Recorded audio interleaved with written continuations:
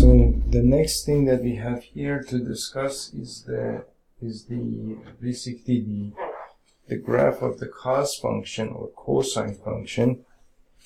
So the next thing is the cosine function.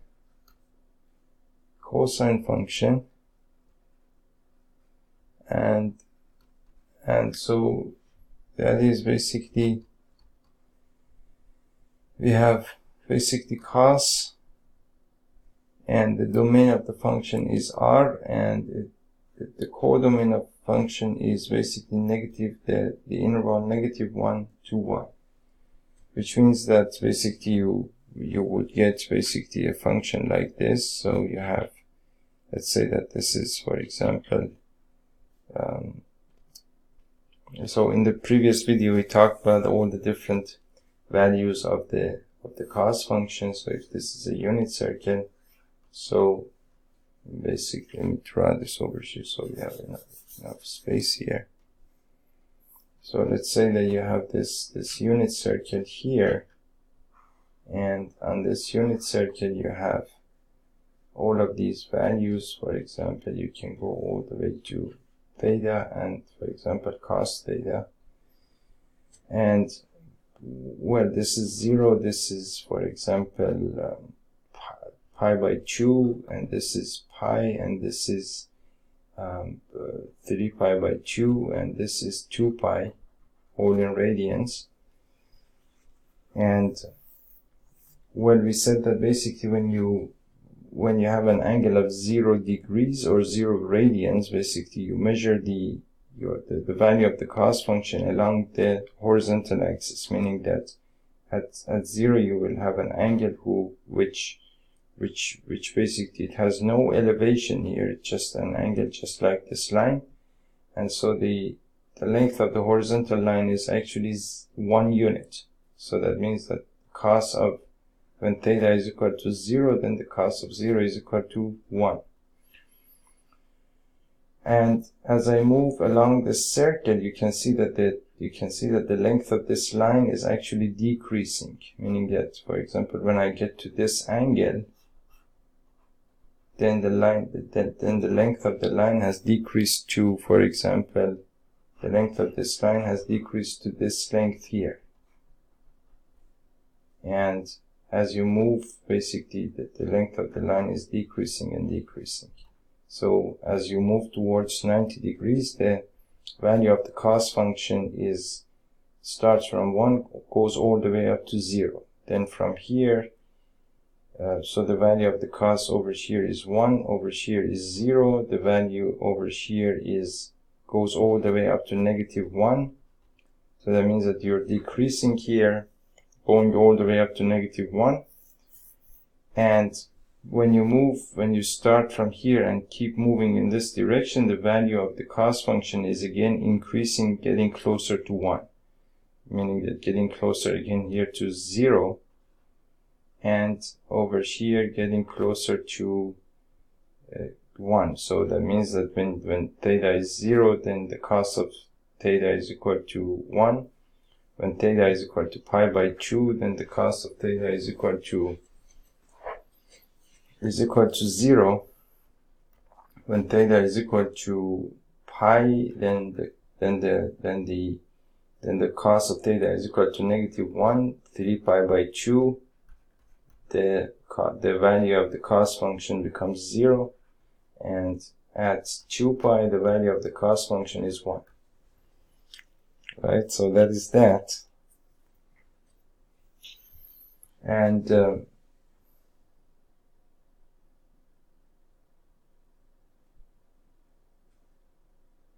so if I have basically all of these numbers jotted down here, so I have basically, this is 0, this is pi by 2, this is, for example, pi, this is, for example, 3 pi by 2, and this is 2 pi.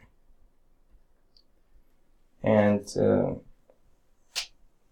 so the values of the function, as you can see, lie between the outputs lie between 0 and 1, or -1 and 1. So you have basically -1 here, you have 0 here, you have 1 here. And so the value of the function here basically is 0, 1. At 0 you're at 1, at pi by 2 you're at 0, at pi you're at negative 1, at 3 pi by 2 you're at 0, at 2 pi you're at 1. Right? At 2 pi you're at 1. And then if you go in the opposite direction, you will have basically, let's say that this is negative pi by 2, this is negative pi, this is negative 3 pi by 2, and this is negative 2 pi. So if I go to, if I move in this direction, then this becomes negative pi by 2, and negative pi by 2 is basically the same thing as cos of 3 pi by 2, which is equal to 0. So over here, the value of the cos function is 0. When I move to basically move all the way up to negative pi, which is basically, if I keep moving from here all the way up to here, negative pi is the same thing as pi, and that's negative 1. So the value of the function is negative 1 here. When at negative 3 pi by 2, you have moved already all the way up to here, which is the same thing as pi by 2. Cos of pi by 2 is equal to 0. And at negative 2 pi, you have already moved all the way up to this point in the circle, on the circle, and then that's the same thing as cos of 0, which is equal to 1. So that is the value of the output of the function, and so you will get, basically, you will get some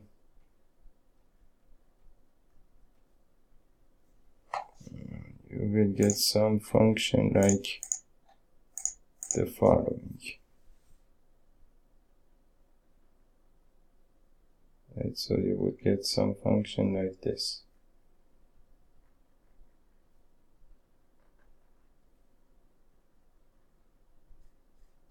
So this would be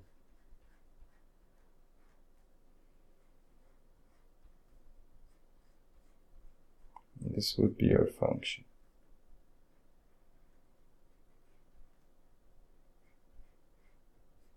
Right, so that would be your function. So this is the graph of the function cosine, the cosine function cost, and you can see that the domain of the function is R, and of course you can keep going all the way up to positive infinity and negative infinity. And the domain of the function is the set of real numbers. The codomain of the function goes only from here all the way up to here, meaning that you go from this is your codomain. This is your codomain, which is of course codomain, which is of course incidentally also your range, because your function is generating all of these outputs in the whole codomain. As you can see, it keeps oscillating between negative 1 and 1, 1 and negative 1, and so the codomain and the range are actually equal sets. So that is the graph of the functions, basically cos x. Now the graph of the next function that we have is the tangent function.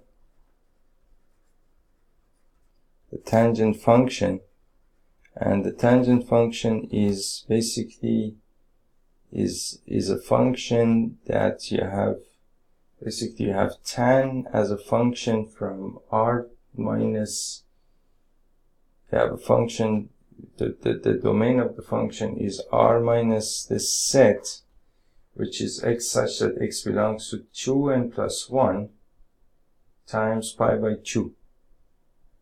X such that x belongs to, is equal to, x is equal to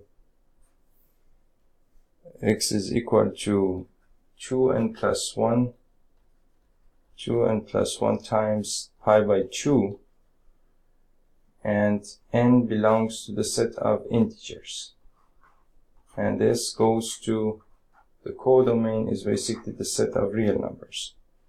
So this over here is your domain. This over here is your domain, and this over here is your codomain.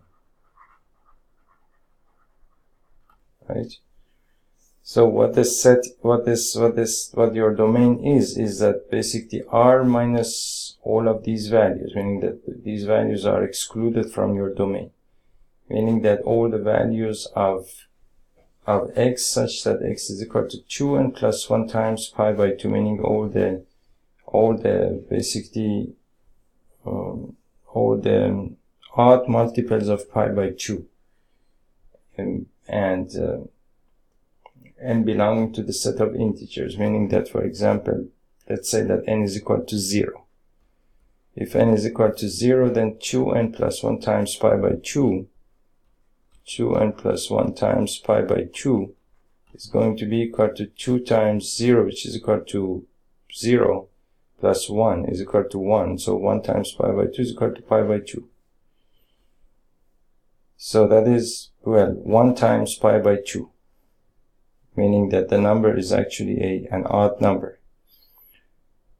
If n is equal to 1, then basically 2n plus 1 times pi by 2 is equal to, well, 2 times 1 is equal to 2, plus 1 is equal to 3, so that's 3 times pi by 2.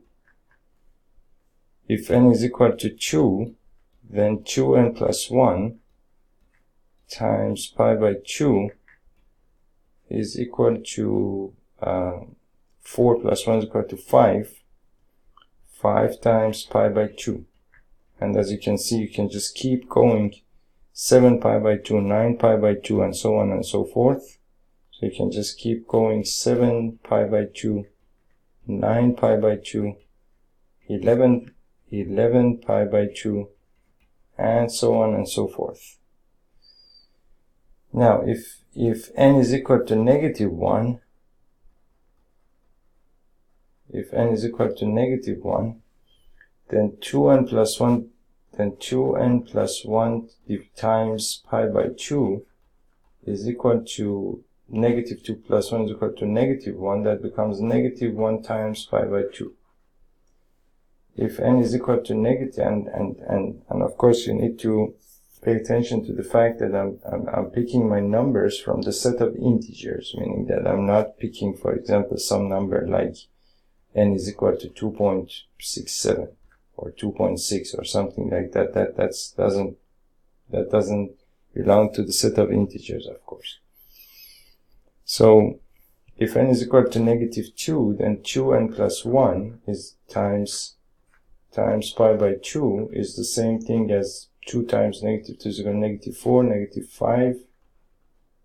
So that's supposed to be equal to 2, okay, 0, 1, 35, okay.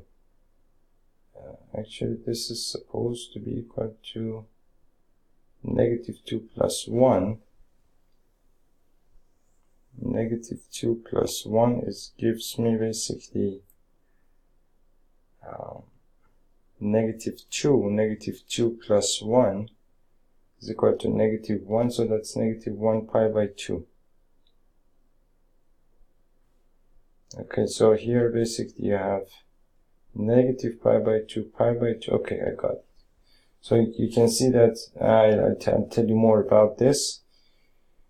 So when you have 2n plus 1 times pi by 2, then you have negative 5 times pi by 2. If n is equal to, for example, negative 3, then 2n plus 1 times pi by 2 is equal to negative 6, negative 5. 2 times negative 3 is equal to negative 6, negative 5 pi by 2. Now this is wrong, actually. There's something wrong here. So if you have basically n is equal to negative 2, 2 times negative 2 is equal to negative 4, plus 1 is equal to negative 3 times pi by 2. And then here you would get negative 5 times pi by 2. And so on and so forth. You would get negative 7 times pi by 2, negative 9 pi by 2, and so on and so forth. So you can see that all of these values are excluded from the domain of the all of the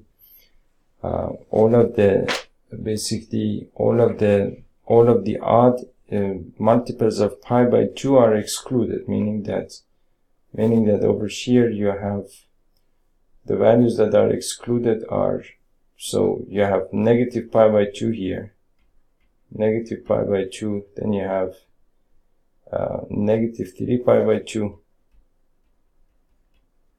negative 5 pi by 2, negative 7 pi by 2, and so on and so forth.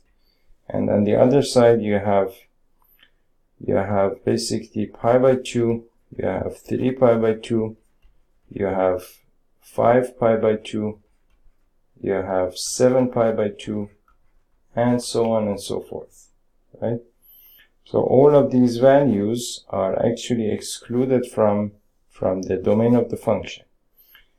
And the reason why that is the case is that basically the tan function, basically we know that tan of x is the same thing as sine x over cos x, right? Now you know that basically at these values cos of x is going to be equal to 0, because for example cos of pi by 2 is equal to 0. Cos of, and you have basically this is pi by 2. Now pi by 2 and then 3 pi by 2 would be, so this is 1 pi by 2, 2 pi by 2, 3 pi by 2. This is 3 pi by 2. Again over here the cos is 0.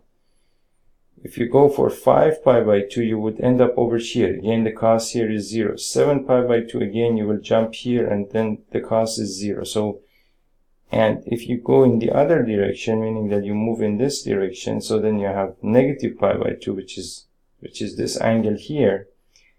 And negative 3 pi by 2 would be this angle. Negative 5 pi by 2 would be this angle. Negative 7 pi by 2 would be this angle. And so, whether you move in this direction or you move in this direction, all the angles coterminal with pi by 2 and 3 pi by 2 have to be excluded from the domain of this function, because this function is nothing but sine x by cos x, and cos x at these two angles, pi by 2 and 3 pi by 2, and all angles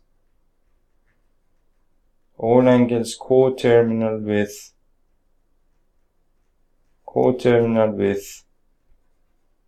the two angles,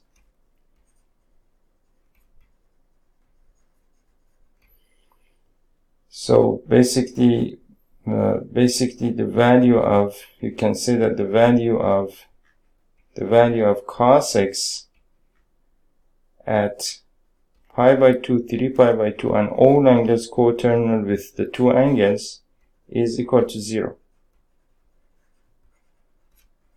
And so you would be dividing by 0 here, which is of course not allowed, and therefore that has to be excluded from the domain of the function, right? So that is basically that. Okay, so now the graph of this function is basically you need to have a table of values for this function, and you know that basically that the function is not defined at well, basically at 0 it is defined at basically the function is not defined at, so if you have theta and tan theta here, so the function is not defined at 0, it is defined. We have no problem with 0.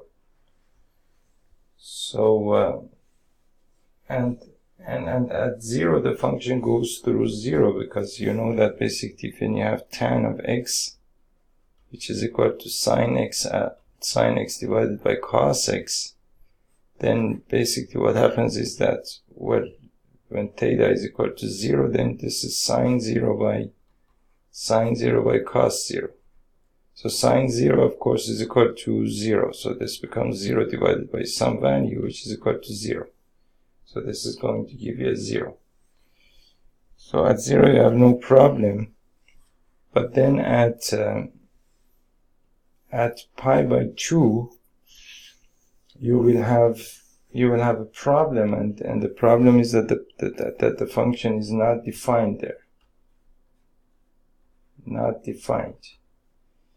So we do not have any outputs for this input from the function, and so basically the function would look something like this, meaning that at 0 the output of the function is 0, and at pi by 2, if I take this as basically pi by 2, then you would get a vertical asymptote here. You would get a vertical asymptote, and I will tell you why these asymptotes basically occur. Again, at negative pi by 2, you would get a vertical asymptote because at negative pi by 2, again the function, as we discussed here, is not defined. So here again the function is not defined, right? So then at pi, the output of the function becomes basically sine pi by cos pi. Now sine pi is equal to 0, and cos pi, whatever that is, that doesn't matter. At the end you will get a 0 here. So that means that at pi the output is at 0. At negative pi you have cos of you have basically you have sine of negative pi over cos of negative pi, and you know that basically cos of negative pi is the same thing as cos pi, and sine of negative pi is the same thing as negative sine pi, right? We have talked about this before. And so basically you have cos of pi, sine of pi is equal to basically sine of pi is equal to 0. This goes to 0 again for negative pi you have 0, right? And then you can of course keep going. For example, for 3 pi by 2, at 3 pi by 2 the function is of course not defined. At 3 pi by 2 the function is again not defined. At negative 3 pi by 2 the function is again not defined. And then you can go for 2 pi. At 2 pi basically you have the sine of 2 pi over the cos of 2 pi. Sine of 2 pi is the same thing as the sine of 0. Cos of 2 pi is the same thing as the cos of 0. Sine of 0 is equal to 0, so again the value over here is 0. And for basically for negative 2 pi, again you will get a 0 because again you will have the sine of negative 2 pi over the cos of negative 2 pi, and you know that the sine of negative 2 pi is negative sine 2 pi, and the cos of negative 2 pi is cos 2 pi, and again sine 2 pi is equal to 0, so the whole thing goes to 0. So there you will have 0 as well. Now, so what we have here is basically a bunch of values, and most of the outputs that we got are actually 0, meaning that at, let's say that this is pi by 2 and this is 0, and then you have pi over here, you have pi over here, you have basically 3 pi by 2 here, and then you have 2 pi there, and then you have 2 pi there, so this is 2 pi, and then this is 3 pi by 2, and then this is pi, and then this is pi by 2, and then this is 0, and then you can go in the other direction. This is negative pi by 2, this is over here you have negative pi, then over here you have negative 3 pi by 2, at which point the function is not defined. You will get again another one of those vertical asymptotes, and then you will have negative 2 pi there, which is actually looks nothing like negative 2 pi. So you will have negative 2 pi there. And so now at these values, at this value I have a 0, so 0 comma 0. At this value pi I have a 0. At this value 2 pi I have a 0, the output is 0. At this value negative pi I have a 0. This value, this value, this value, and this value. So at negative 2 pi you have a 0 as well. Now, whenever you get these vertical asymptotes, it doesn't really matter what sort of function you have. Even if you have a function like, for example, I don't know, let me think about some good function where we get, so for example, a rational function. So for example, at f of x, for example, is equal to x plus 3 over x minus 2. If you try to basically graph this function, what happens is that this function at x is equal to 2 is not defined, because the denominator of the function is not supposed to be equal to 2, meaning that x is equal to x minus 2 is not supposed to be equal to 0, which means that x is not supposed to be equal to 2. Which means that at x is equal to 2, I think you will get an asymptote, if I'm not mistaken. Let me see. If I go to, for example, you can use desmos.com, and if I write f of x is equal to basically x plus 3 over x minus 2, you can see that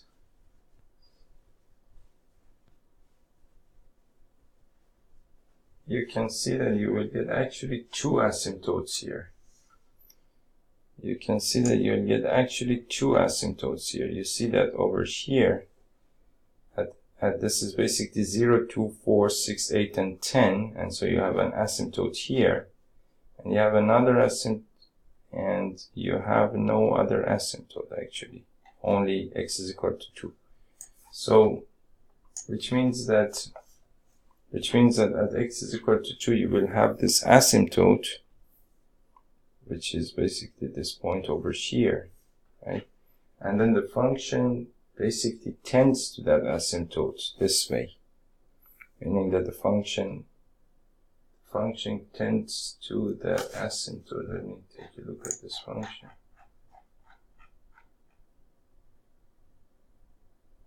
It seems that all the outputs are actually positive. Okay. So the function actually looks something like this, meaning that it goes through 0, 0, I suppose. At 0 you are at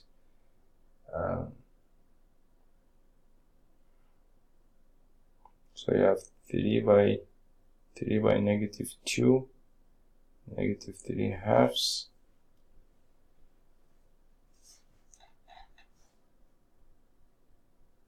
Okay, so your function actually looks something like this. You see over here the function gets closer and closer to this asymptote, and then it goes above this axis, and then on the other side again the function gets closer and closer to this axis, and then it tends to this asymptote, right? So which means that basically this asymptote is basically where the function gets closer and closer to, but it actually never reaches to that asymptote. There is always some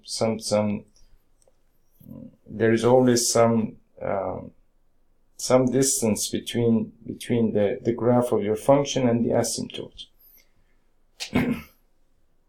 Which means that when you get very close to this asymptote, when you get very close to x is equal to 2, the function rises so fast that it never actually reaches that asymptote. It just keeps shooting up and shooting down, as you can see over here.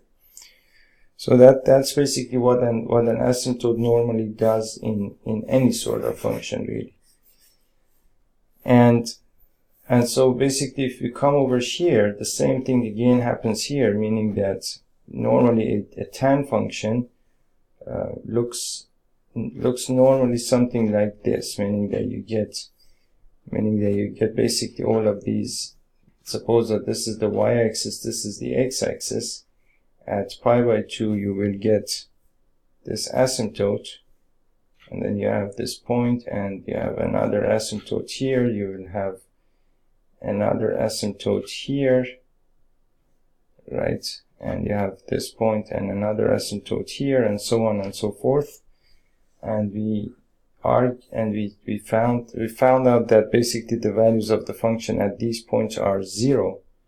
So the function goes through 0 here. Let me use another color. Goes through 0 here, goes through 0 here, goes through 0 here. And if I'm not mistaken, I don't remember the direction of the function. It's something like tan x, and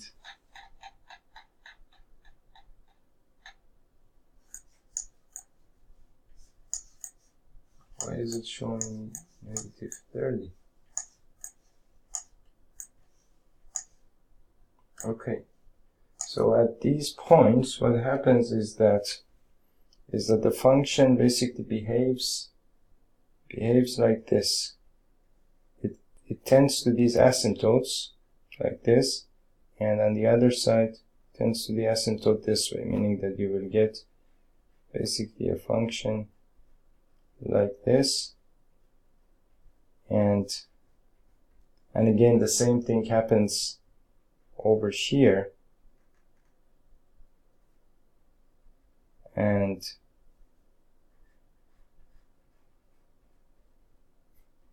the same thing happens over here, and again the same thing happens over here. And basically that's what the function does, and it keeps doing the same thing all the way to negative infinity, and keeps doing the same thing all the way up to positive infinity, right?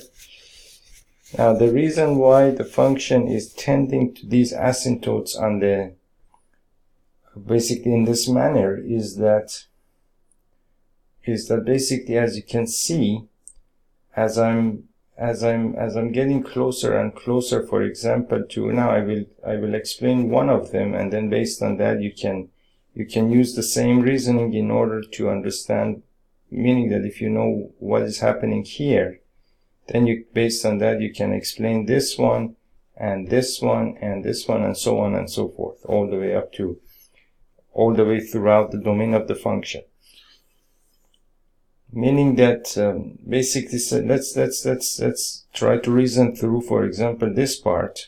So you see that at x is equal to 0, my output goes to 0, right?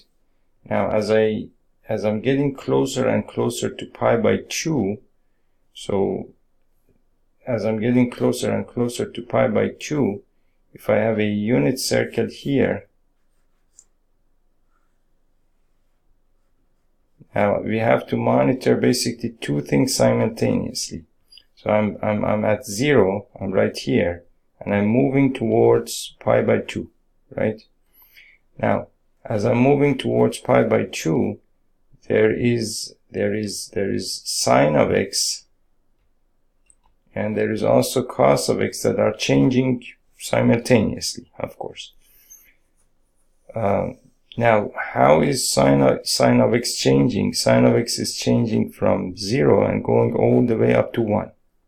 So when x basically, as you start from x is equal to 0 and go all the way up to x is equal to pi by 2, then as you can see, sine of x is basically changing from 0 to 1. It goes from 0 to 1, meaning that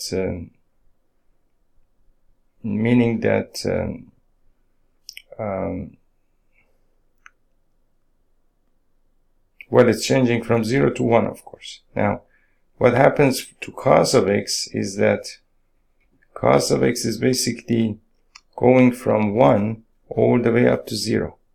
Going from 1 all the way up to 0, because over here cos is equal to 1, and as you move towards pi by 2, cos is getting closer and closer and closer to 0, because you will get basically all of these angles here, and then if I keep moving along this circle, as you can see right here, the cos is equal to 1. And if I move in this direction, you can see that the cos is getting smaller and smaller and smaller, and over here it gets to 0, right? So that means that primarily, as I'm at 0, then I have the tan of x is going to be equal to sine x divided by cos x, which is 0 divided by 1, which gives me a 0, right? But as I'm moving towards pi by 2, then this numerator, you can think of this as the numerator and denominator. This numerator is getting closer and closer to 1, and this denominator is getting closer and closer to 0. Meaning that, for example, halfway through, then this value has become 0.5, and this value has become, for example, 0.5, in which case you will get a 1, for example, right? So you would get a halfway through, you would get something like a 1, for example. If you go another halfway through, halfway between the halfway and this point over here, then this value might have gotten basically 0.7 or so, and then cos has gotten something about very small, much smaller, for example 0.3, and so this gives you already some value like 2, for example, right? And then as I get very close to pi by 2, what happens is that the value of sine is almost 1, and the value of cos is almost 0, meaning that it's something like, for example, 0.00000001, right? Which is a very large value, because it's the same thing as, it is actually the same thing as 1, 2, 3, 4, 5, 6. So if I multiply this by 1 million, I will get basically 1 million over 1, which is equal to 1 million. Right? That's 10 raised to the power 6. Which means that when I get very close to pi by 2, the output of the function has already gotten to 1 million, meaning that I can't even show it over here. Which means that the function is actually shooting up. As I get closer here, the function starts shooting up, having a very sharp slope, right? Which means that gives me basically some function like this, getting very close to this line, and then the line is almost vertical. Of course, it can never be vertical, but almost vertical, meaning the slope is so high that line gets almost vertical. Now, on this side, the same thing happens in the reverse direction, meaning that you have basically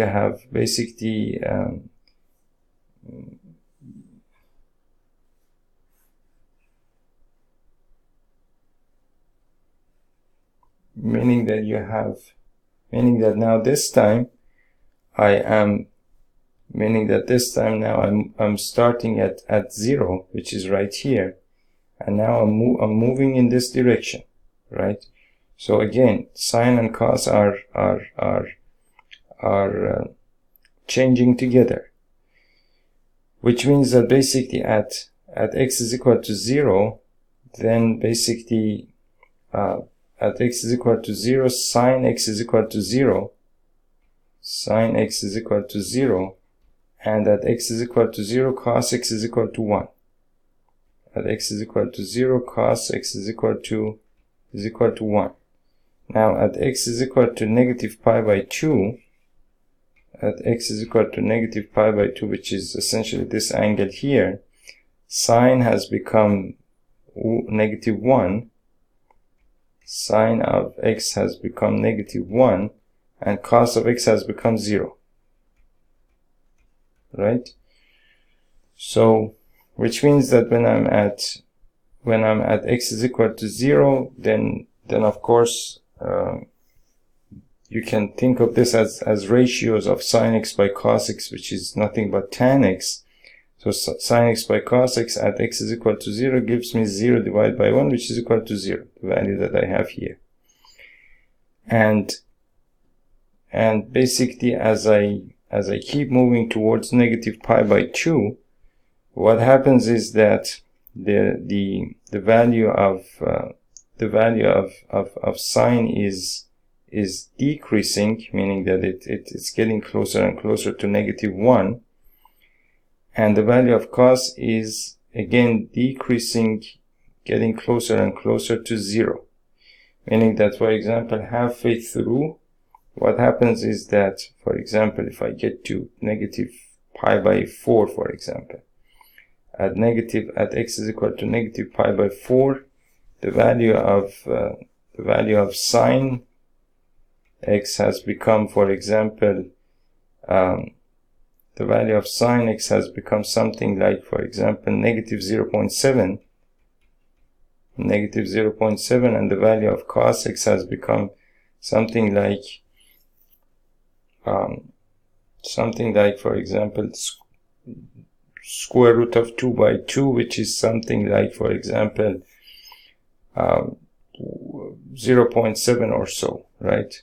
0.7 or so, which gives me approximately negative 1, which means that halfway through I'm somewhere around negative 1. Now if I go a little bit more in the same direction, meaning that if I go a little bit more in the same direction, then for example at negative pi by 6, for example, or pi by 3, for example, somewhere over here, then the value of sine is very close to negative 1. Sine of x is equal to very close to negative, or I would say negative 0.7. And the value of cos has become basically 0.5, something about 0.5. So cos x has become basically something like 0.5.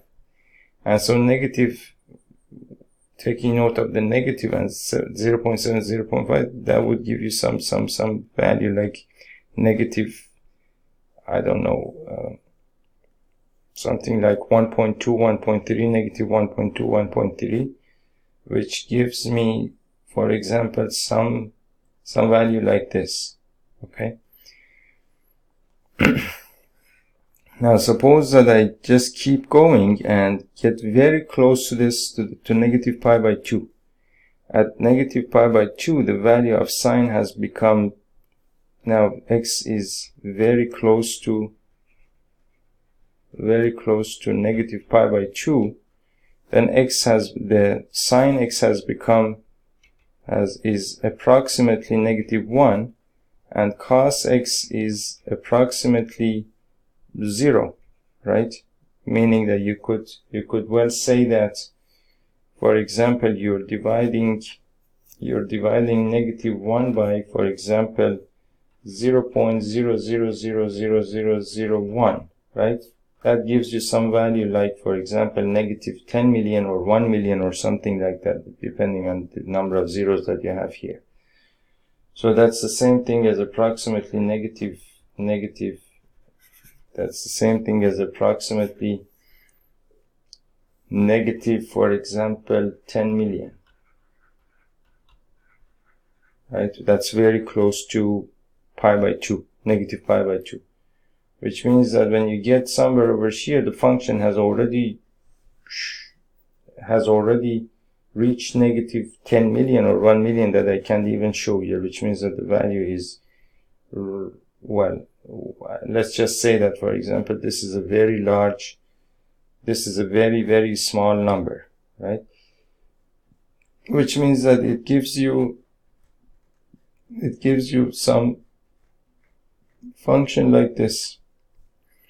And that is why basically we showed that basically the function actually looks something like this all throughout the domain of the function, and which means that basically over here you would get again the same thing. You would get again the same thing. Over here you would get again the same thing. And you would get a function like this. And over here again you would get the same thing. Right, so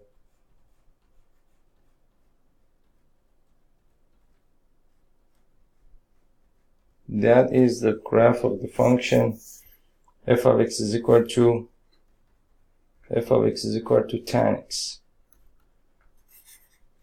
So again, to recap, the domain of the function is all the real numbers except for all the basically all the odd multiples of pi by 2, and the codomain is basically the set of real numbers.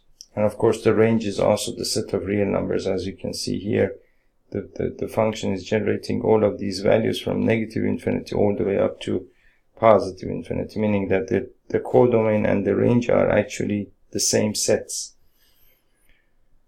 So that's basically all about this function. Now I didn't actually want to, or I wasn't actually planning on graphing all of these functions, but well, it seems that we have to actually do that, because otherwise we wouldn't understand them. Okay, so what I'm going to do is end this video here, and then we will continue in the next video. See you in the next video, and thank you.